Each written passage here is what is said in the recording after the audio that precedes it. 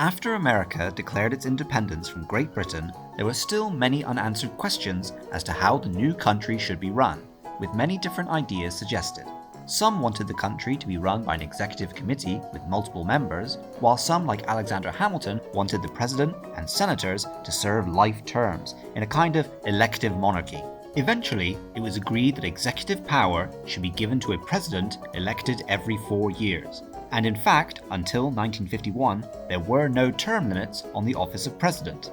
But after that had been settled, there was still the question as to how the President of the United States should be addressed. While today the President is simply referred to as Mr. President, and any future female President would be Madam President, there were some who opposed this idea at the time.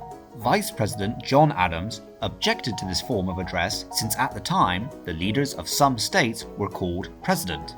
For example, instead of being a governor, Benjamin Franklin was the 6th President of Pennsylvania. John Adams wanted the president's title to make it clear that he stood well above the governors of any state. Therefore, Adams and other founding fathers wanted the president's title to be suitably grand, and they proposed some of the following ideas: His Highness the President, His Mightiness, His Majesty, His Supremacy, and His Highness the Protector of the United States and their liberties. These ideas were swiftly rejected by most of the Congress as going against the Republican ideals of the American Revolution. Some accused Adams of egotism because as vice president, he was most likely to succeed George Washington, and so they suspected that Adams was pushing for these titles because he himself might one day acquire them.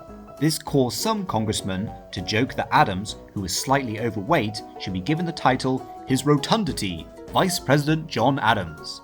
Eventually, the Congress settled back on the now obvious Mr. President, with the title His Excellency sometimes used in diplomatic talks with other countries. George Washington, aware that everything he did as the first president would set the standard for future presidents, agreed that the title was appropriate for the leader of a democratic civilian government. I hope you enjoyed this video and thanks for watching. If you'd like to see more from Newsreel History and help more content get made, please consider subscribing and I'll see you next time.